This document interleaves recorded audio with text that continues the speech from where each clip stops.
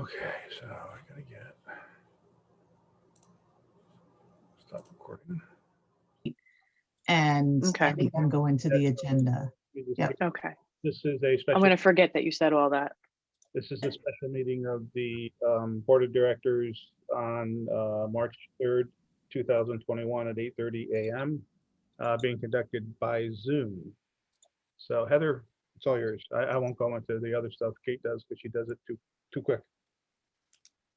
Yeah, I don't ever retain it. Hold on a minute here. So I'm going to do a roll call. Heather King, I am here. John Carmelo. Here. Okay. Albert Johnson. Watson. Watson. Yeah, you said Johnson. Did I say Yeah. Johnson? Yeah. Hold on a minute. I was going to I say, I have don't to know Albert Johnson. No, I don't know. Well, you need to say that to me because I'm like, you gotta, and so many names I deal with on a pretty constant basis. So my apologies, Mr. Albert. I think I was calling Brian Barker, Brian Baker, Brian Barker. I get those confused too sometimes. So my apologies. I'm not the best with names. Pat Riley. Pam Ryan.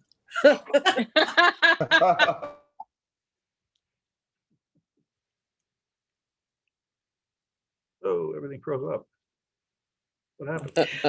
All right, hold on a minute. Let me pull up Sorry. my list of everybody's correct names. I couldn't help myself. I love it.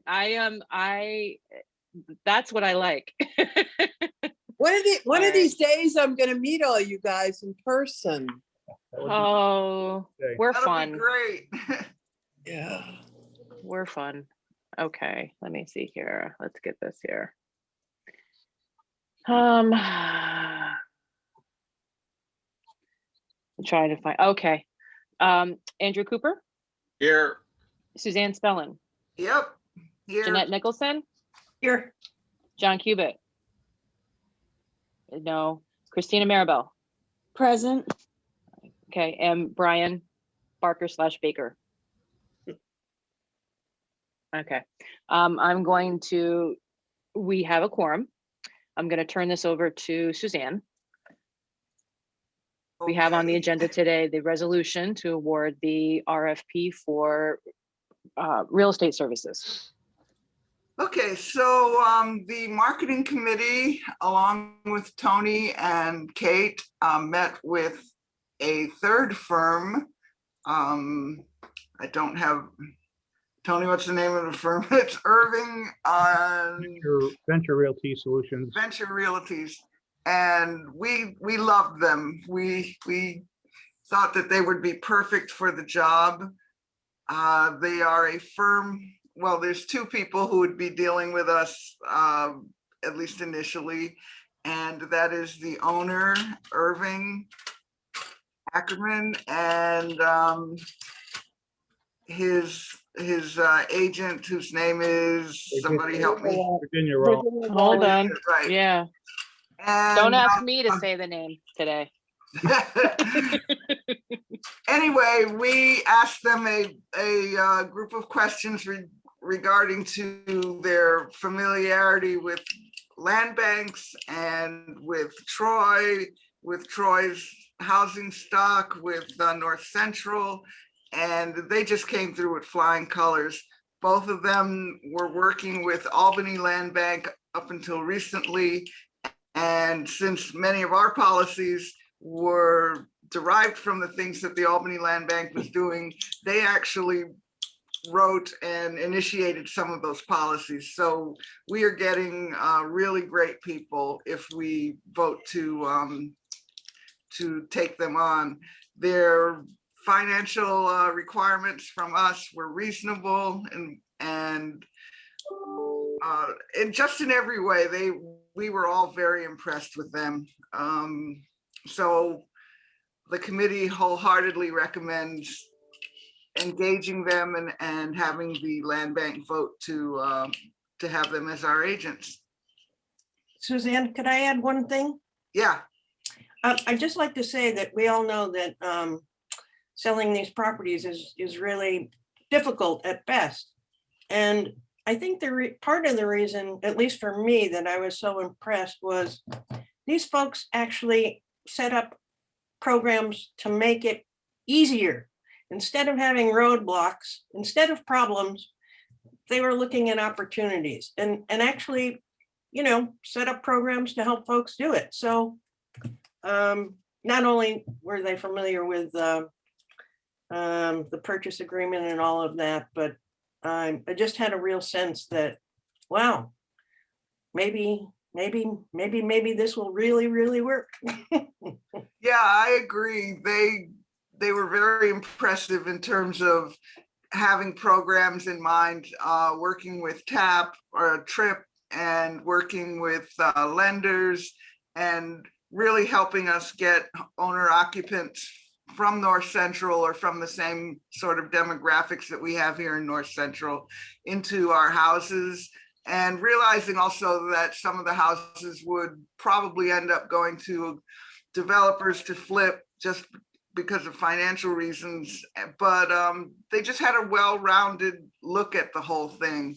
And I think they would be very helpful to us, to our mission, and just all around great, good partners, not just employees looking to, or real estate agents looking to, make money.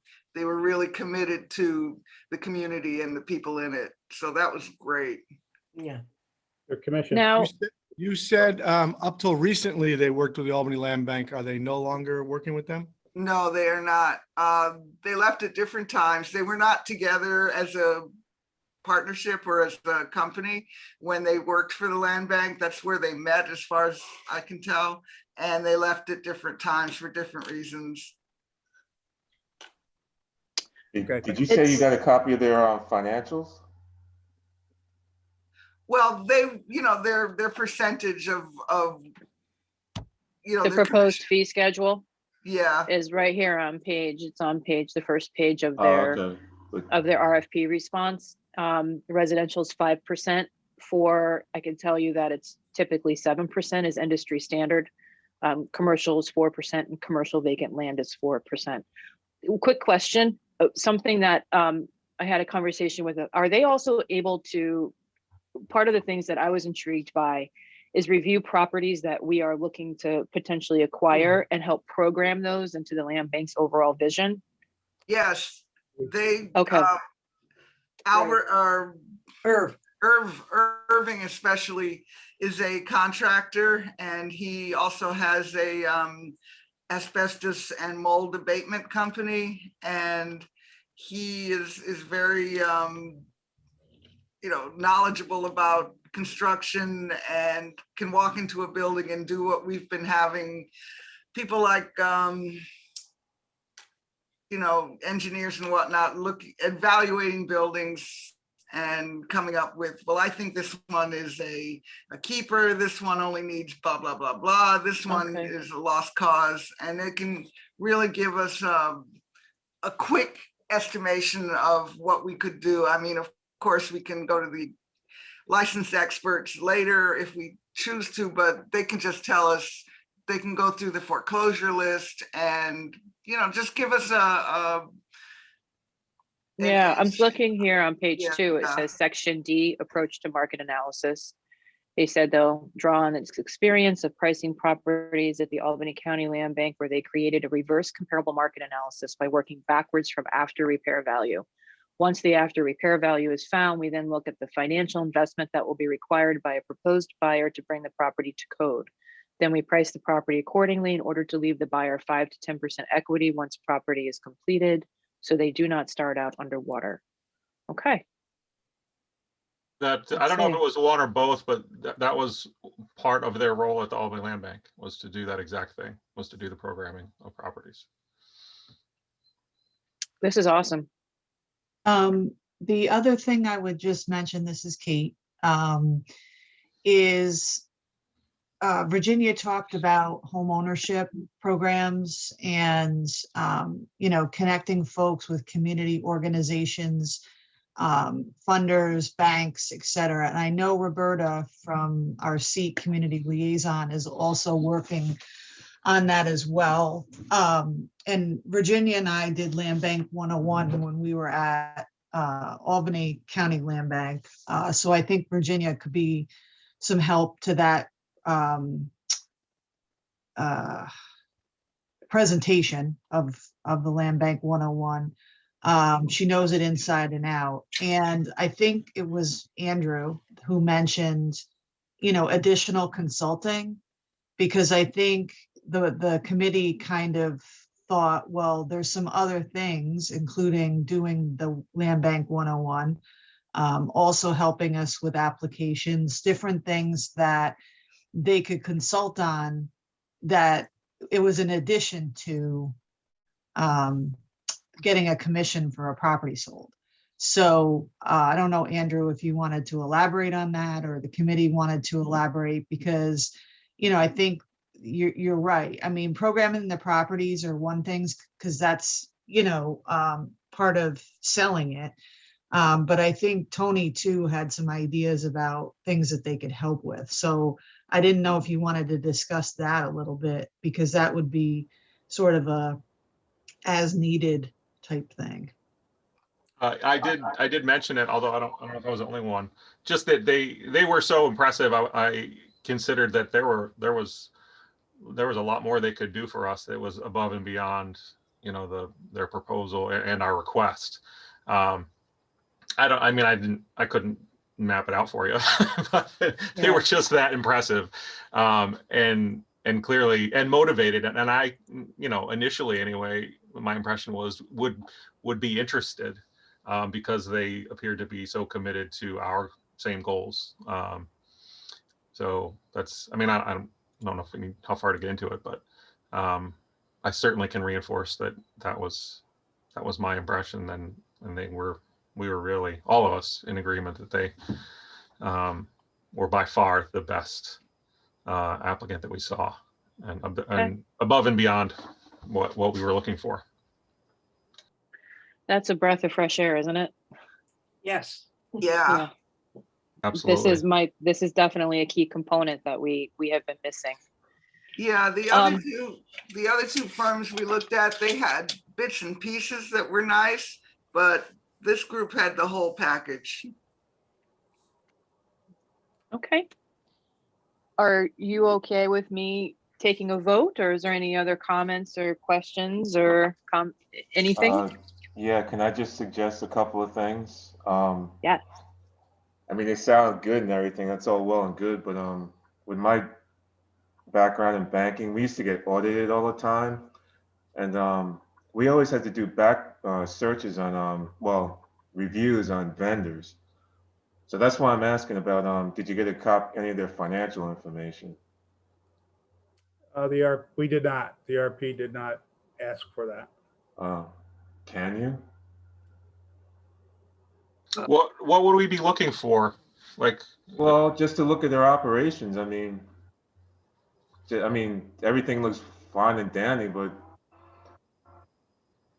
and plus there's another thing we used to do for underwriting loans. We used to get a printout from the Department of State, see if the company's in good standing.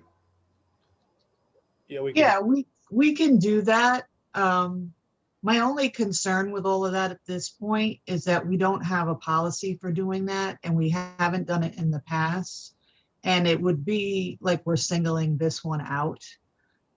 So while I think you're right, there should be some investigation into major vendors, I think before we would do that, we'd have to talk about our policy and then apply it across the board. Okay.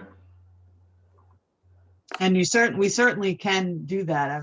I think governance committee could take a look at that. But this one isn't necessarily a publicly bid contract, it's professional services. So the scrutiny really is a lot lower on this. But I think we could, I could go on the Secretary of State right now and pull down, the good standing stuff. We could do that. Well, also, they're licensed realtors, correct? Yeah. So they have a New York State license that is in good standing. As far as if you're concerned, I think there's a couple different things, and Albert, a vendor of the particular bank that you are referring to.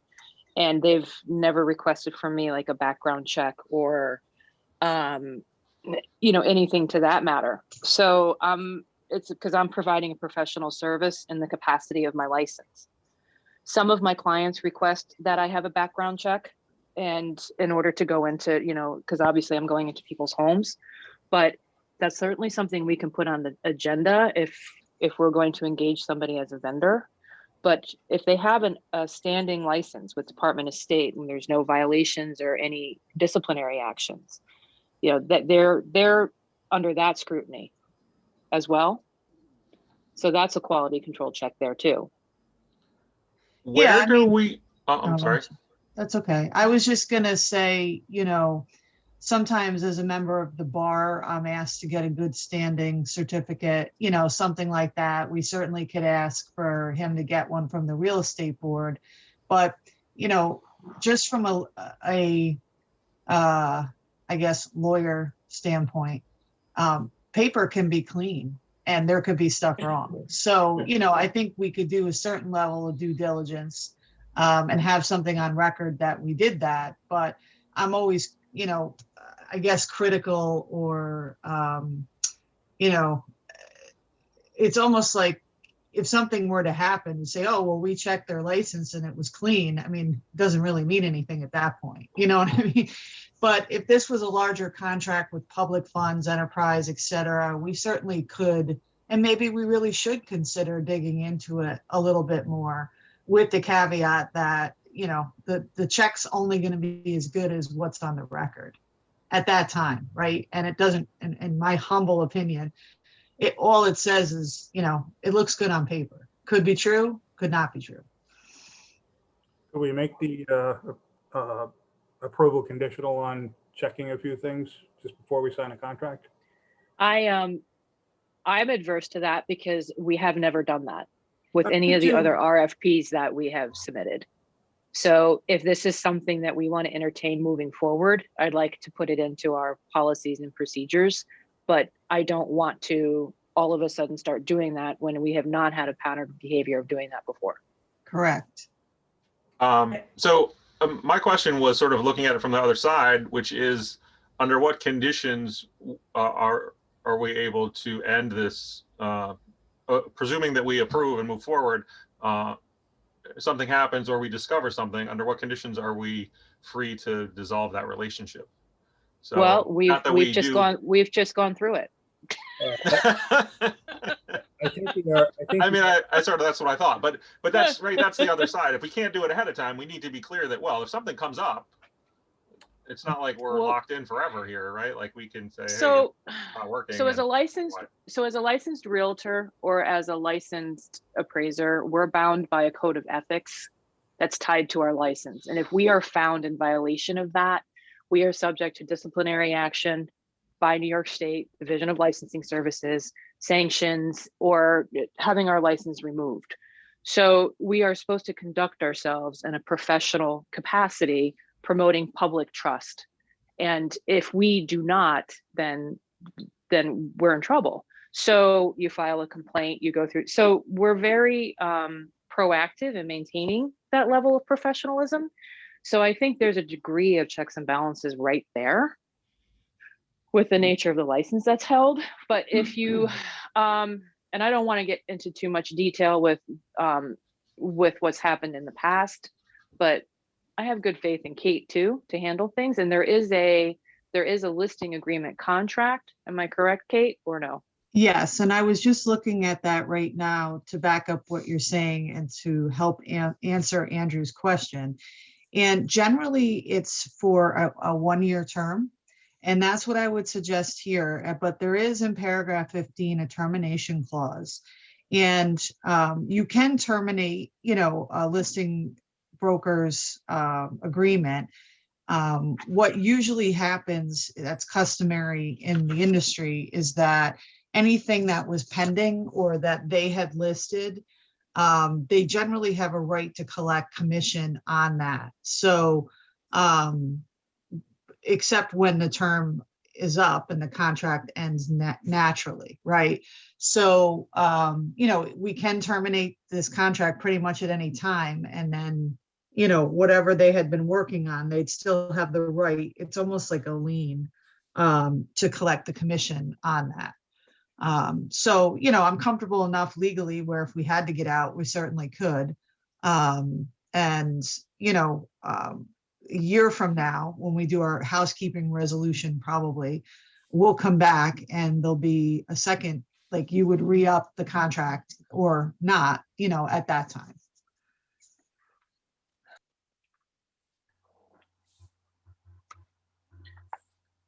Are there any other questions? I will tell you, Andrew, we live in constant fear of Department of State. Good. Yeah.